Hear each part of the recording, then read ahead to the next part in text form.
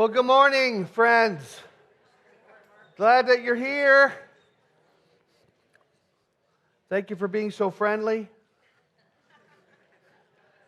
I'm Mark Davenport. I'm one of the pastors here at Redwood Park Church. Welcome. Glad that you're here. If this is the first time you're here, or if you just happened to miss last week, we are in week 2 of a series that we are calling Small Things, Big Difference. And in this series, we are talking about ways in which we can make small changes or small things that we can do to make a big difference in our lives. So last week, we talked about how we have these big goals, and sometimes they're hard to achieve, and that focusing on small increments of change can help us achieve the big goals that we want to see in our lives. We looked at a passage from a book in the Old Testament called Zechariah, in which God said, "Don't despise the small beginnings, for the Lord rejoices to see the work begin." And I challenged us last week to ask God to show you something that you could do to change that would help you achieve a larger goal. Now, we don't do this at Redwood all that very often, but I'm going to ask you today that if you actually did what I challenged you to do, and you actually felt God spoke to you about a small change that you could make, I would love to know about that.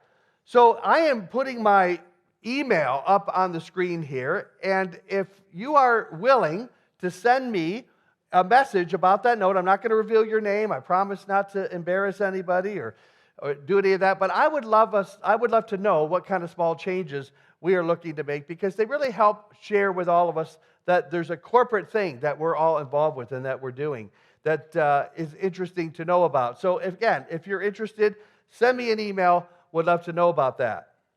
Now, today, we are going to be diving into how small things that can make a big difference in our relationships that we have. Now, this is in all of our relationships, our romantic relationships, our marriages, our relationships with our kids, our relationships with our friends and coworkers, our interactions with one another.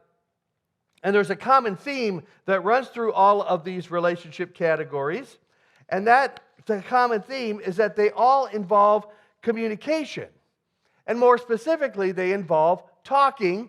And so if I could break that down even further, it means that we say words to one another. Now, what are words communicating? They're communicating our thoughts. And what we think turns into what we say. And so, why is what we say so important?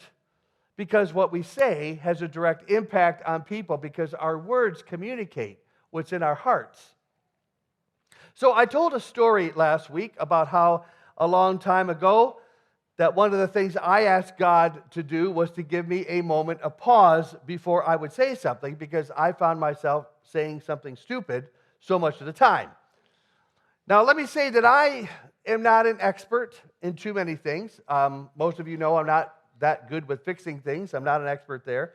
I love to watch sports, but I'm not really an expert at playing sports. I'm not an artistic expert by any means, but where I do think that I could qualify as an expert, and this is almost 57 years of experience talking to you, has been that I would say I'm an expert at saying stupid things. Now, it takes a lot of practice, a lot of trial and error in this field of expertise, but I have pretty much mastered it, which is, of course, why divine intervention has been needed to help curb some of this expertise. Now, I vastly improved on my expertise once I got married. I mean, if you thought that I was an expert at saying stupid things when I was single, you should have seen how good I got saying them once I got married. They refined my skills in a very expert way. Now, one of the things I discovered early on was that simply because I wanted to talk to my wife about an issue in our relationship immediately to solve a problem did not mean that my wife was ready in that moment to talk about it. Now, one might think that her verbally stating that she did not want to talk about it right then would be clear enough for her new husband, But apparently, in those early days of marriage, it took way more convincing on her part to communicate that right at that moment of time would not be the best time to figure something out. Now, I had to figure out that I was married to an internal processor who needed time and space to formulate her thoughts and feelings. And I discovered that the person whom I had married was not as much of an expert at saying stupid things as I was. That's a compliment to her in case you didn't get that. Okay, all right, just letting you know. This became apparent after one such incident where she had to run to the bathroom and lock the door to get away from me and my expertise. Now, these early days of marriage were a great learning environment, a great laboratory of discovering just how important words were in this relationship. So let me ask you today, how important are words in the relationships that you have? Now, if you think about it, words are small things. I mean, by themselves, words may not seem that important. I mean, you might be one of those folks who might be thinking, well, what's the big deal about words? I mean, no one listens to what I say anyways. Or sometimes when I do say stuff, I don't get any response or no one takes me seriously. And if that's the case, it's the lack of words that's having an impact on you. Now, Proverbs 18:21 says, the tongue can bring death or life, and those who love to talk will reap the consequences. Now, I don't know about you, but isn't life or death seem like a big deal? I mean, if you're trying to get hold of someone on the phone and you tell the person that answers that you need to talk to someone, it's a matter of life and death. I don't think that other person is going to put you on hold while they go running off doing some errands. I think that the chances are more likely that they're going to stop and try to find the person you need immediately because it's a matter of life and death.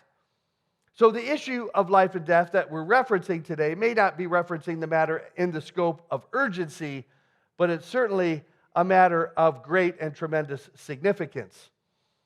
So the bottom line for us is that if we want to change the life that we have, that we need to change the words that we speak. And small changes in the words that we speak are going to make a big difference in the kind of life that we live and in the kind of relationships that we have. Now, in the New Testament book of James, from chapter 3, and by the way, it's chapter 3, not chapter 2, which is what it says. There was a typo that some fine person in first service let me know about. Thank you very much. It is James chapter 3. Okay, beginning in verse 3, he says, we can make a large horse go wherever we want by a means of a small bit in its mouth. And a small rudder makes a huge ship turn wherever the pilot chooses to go, even though the winds are strong. In the same way, the tongue is a small thing that makes grand speeches, but a tiny spark can set a great forest on fire. So whether it's a big horse or a massive ship, the direction that these things take depend upon something very small connected to it. What direction that you want a horse or a ship to go in can be controlled by a bit in the mouth of the horse or in the rudder of a ship. Both are small and compared to the thing that they're directing. The direction we want in our lives is also controlled by a small thing connected to our bodies called our tongue. What direction do you want your life to go in? How successful do you want to be? How admired or respected do you want to be? What direction are your relationships, your marriage, your job, your family connections going in right now? And how much do the words that you speak have to do with that direction? Well, I'd like to suggest that they have everything to do with it.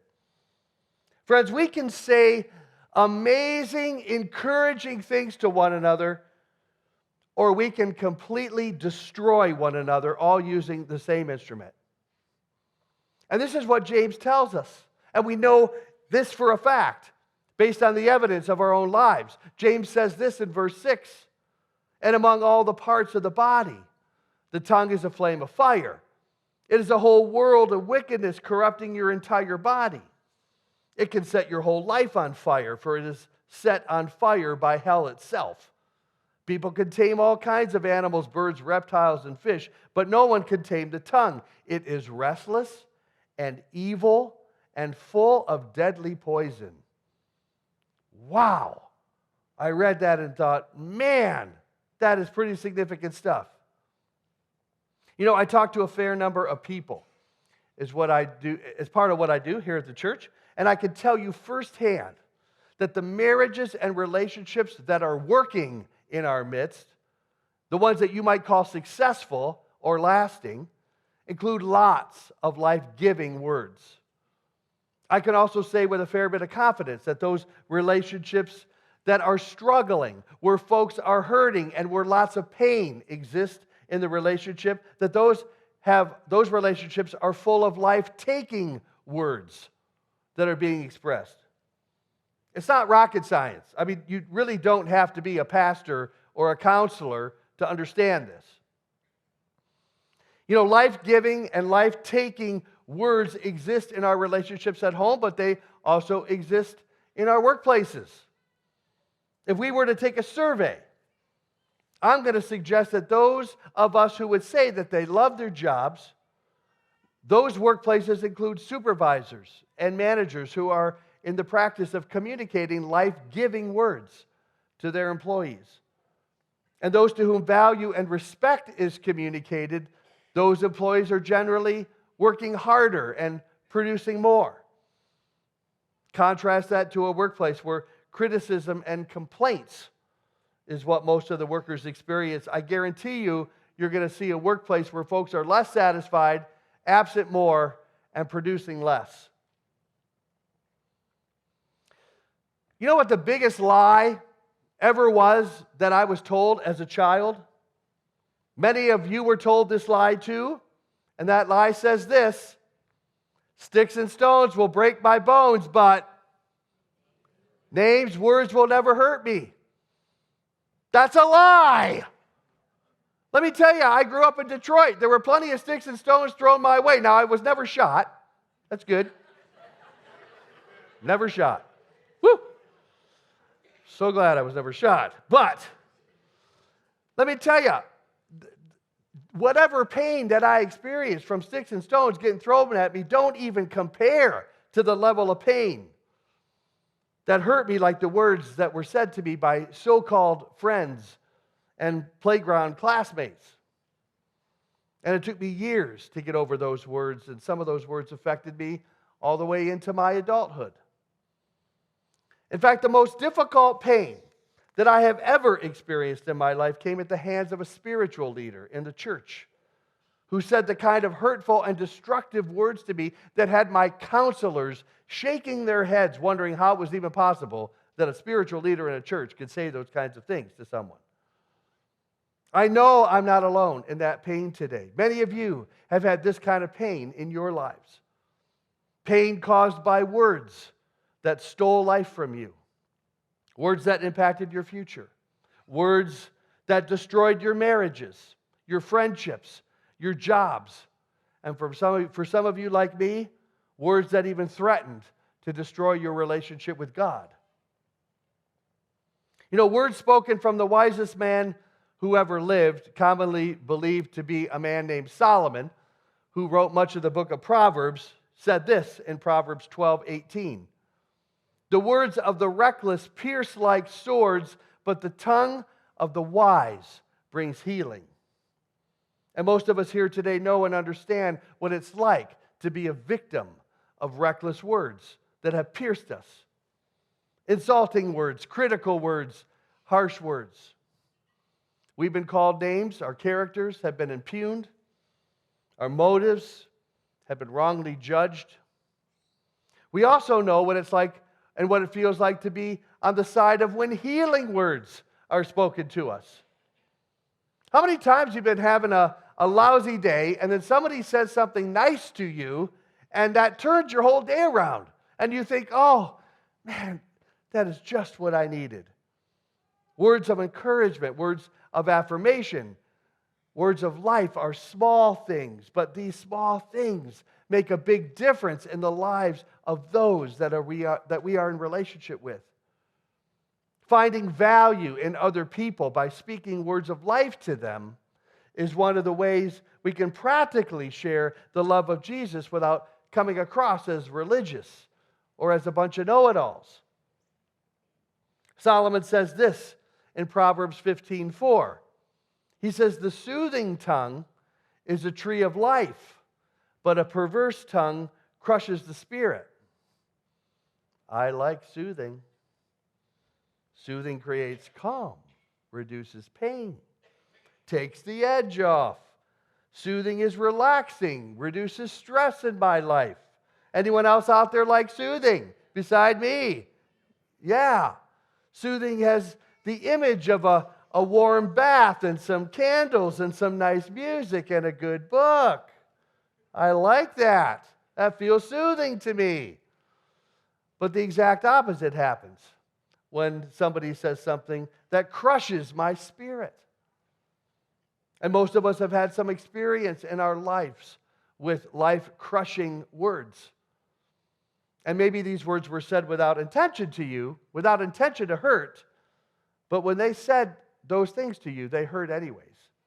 Maybe it was something as innocent as maybe something you were wearing, your comment about your hair, maybe your shoes, or maybe it's somebody asking you why you're not married.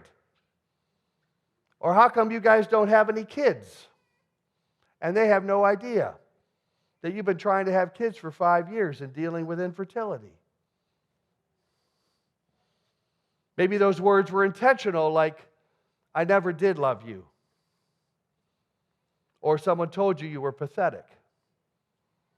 Or the time you worked really hard on something to make a parent or a spouse or an employer happy, and all you got was criticism in return.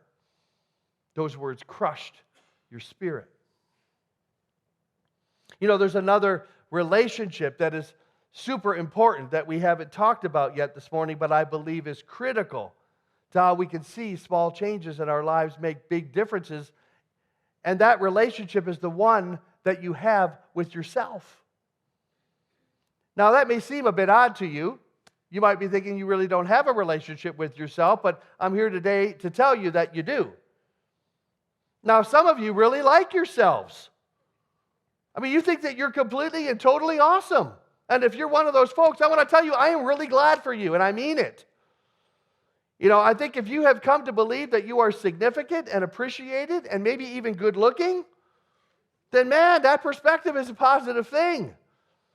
And if this is you, well, then your challenge is how do you walk in humility and stay humble in your awesomeness? But if you're not one of this kind of person who thinks of themselves this way, and I'm guessing perhaps that may reflect more of where most of us might be this morning, then one of the small things that we can do to change that depends on how we talk to ourselves. If we are regularly disparaging ourselves with internal words that say things like, "We'll never get it right," or "I'm never going to figure it out," or disparaging how bad we look, or how lame our lives are, then we are contributing to the kind of self-talk that is destructive to our souls. You know, sometimes we need to speak life to ourselves. Occasionally we need to say out loud, you know, "God, give me the faith for this," or "God, I believe that your hand is on me," or every now and then we need to speak and encourage ourselves with words of life and affirmation. And encouraging yourself that not just that you can do it, but that God is in you to do it through you and with you. You know, if you want to see something happen in your life, say it. You know, say what you want to see happen in your life. It's not a magic trick. It's the power of believing in something greater than you. Say it out loud. Believe it. You know, and I don't care where you are in your life right now. You are not out of the reach of God, who loves you with an everlasting love, who made you in His image, who has plans and dreams for your life that He wants to partner with you to see you experience in your life. He wants to help you overcome your obstacles. He wants to see you released from your pain. He wants to affirm the person He made and whom He has known from the moment of your conception. The words that Jesus is speaking over you today are words of life, not death, of victory, not defeat, of power and not weakness.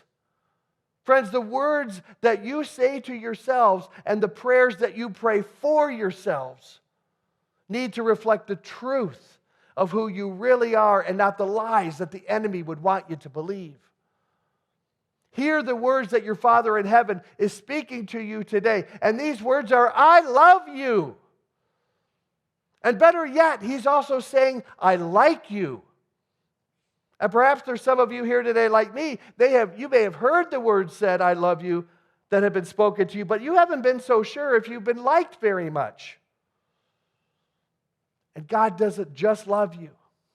He likes you too. And the words that He is saying to you today are ones to strengthen your soul.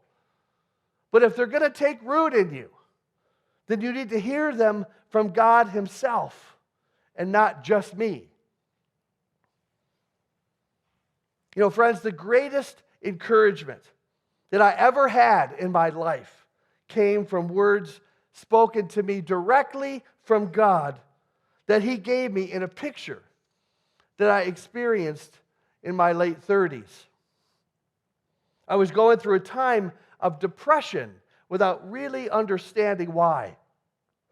Until I realized that a recent haircut that I had gotten revealed just how much hair loss that I had been experiencing, and that had a huge impact on me and my self-esteem. And I ended up talking to a close friend at our church. I asked him if he would pray for me. And during that time, God showed me how He really saw me by taking me in a picture through a beautiful garden. He told me He was going to show me all the most beautiful things that He had made. And in this picture, we walked in this garden and saw beautiful flowers and waterfalls and all sorts of things that were of the kind of things that were amazing that God had done and God had made. And the picture ended in a place which seemed like it was Jesus' office. And I noticed that there were pictures on His desk. And I came around to look at the pictures, and I was stunned in that the pictures were pictures of me. And they were pictures of me in those awkward school photos that you see at certain age. What is it? Grades 4, 5, and 6, and you go back and see those photos, you go, oh. And there they were on his desk, along with other pictures of me in little places where I was crying or in other places where I didn't know anyone was watching me. And there they were sitting on his desk, and I said to Jesus in this picture, I said, Jesus, I can't believe that you've got pictures of me on his desk. And Jesus' response to me was, Mark, I told you I wanted to show you all the most beautiful things that I had made. And in that moment, all of that pain and all of the insecurities that I experienced of my looks and all the depression that I had been under just left me because of the words of Jesus spoken directly to my heart that brought healing to me. And these words brought revelation to me. The power of the words of God spoken directly to my heart. And these words spoken directly to us from the power that Jesus has have the power to reveal the truth of how God really thinks about us and how He thinks about you. You know, how we view ourselves and the words that we speak to and about ourselves are critical to how we can see big differences happen in our lives. And when we choose to believe the truth about who Jesus says that we are, we can internalize those truths. And friends, we will be changed. I guarantee it. You know, where do we go from here? You know, what are some small ways that we can practice some small changes with our words that are going to make a big difference in our lives? Well, I actually have a couple of very practical things that we can do that if we choose to do them are going to have a significant impact on our relationships. First thing is that I would want to affirm all of the mothers who have said to your kids over the years, and what your mother has said to you, which is exactly what my mother said to me, and that is this: if you can't say anything nice, don't say anything at all. That's right, you heard me. Ephesians 4:29 says this, and I put it in the Amplified Version to make sure that we could really understand what it says. And it says this: do not let unwholesome, foul, profane, worthless, vulgar words come out of your mouth, but only such speech as is good for building up others according to the need and the occasion, so that it will be a blessing to those who hear you speak. Now, if this verse is not going to convict most of us in this room, well, then I'm not sure that anything will. We are all guilty of this, and so there is to be absolutely no elbowing of the person sitting next to you. If you could elbow yourself, this would be the perfect time. Just think about what your life would look like if we put this into practice. How would that change make a difference in your life? How would refusing to say anything to anyone, if it wasn't affirming, encouraging, pleasing, or helpful to anyone, impact your relationships and change your life? We can only guess at the kind of difference it could make, because for most of us, we say what we want, when we want, regardless of whether we think it's going to hurt someone or not, because we believe it's our right to share our opinion.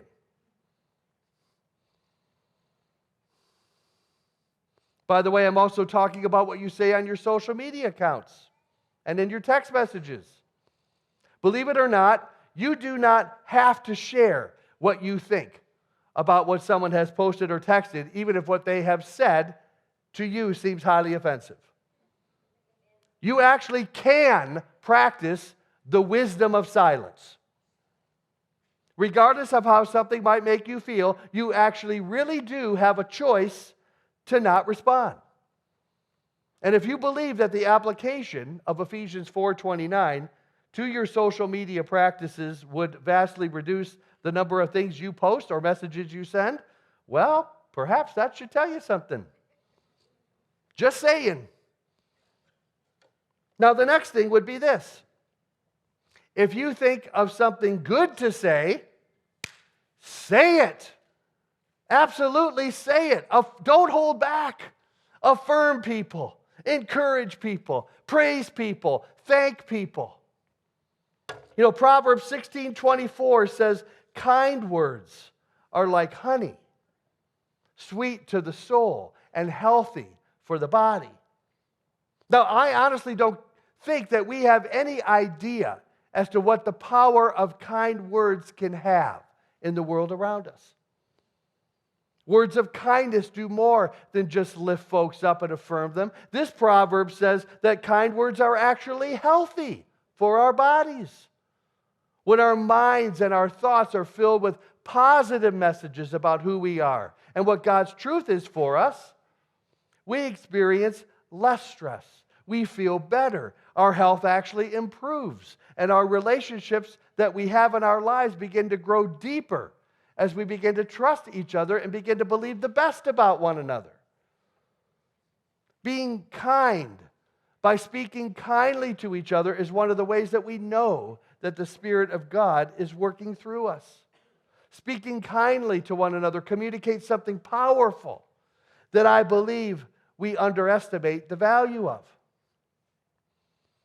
You know, I want to talk about kindness for a moment because Andy Stanley, who's one of the great communicators we have in our faith right now, talks about what it means to be kind to one another. He says that sometimes we think that kindness is a sign of weakness, but it's actually an expression of strength. It's unkindness that is weakness because it reveals that you can't control yourself. You can't tame your tongue. Unkindness reflects a lack of self-discipline. And he defines kindness as loaning someone your strength rather than reminding them of their weakness. I'm going to say that again. Andy defines kindness as loaning someone your strength rather than reminding them of their weakness. Kindness is doing for others what they cannot in the moment do for themselves. Kindness is love's response to weakness because that's exactly what Jesus did for us. The Bible tells us that while we were still sinners, knowing that we would continue to be sinners and continue to sin, Jesus died for us. He didn't wait for us to get all of our stuff worked out and figured out before He made a decision to die for us. Jesus loaned us His strength while we were in the midst of our weakness.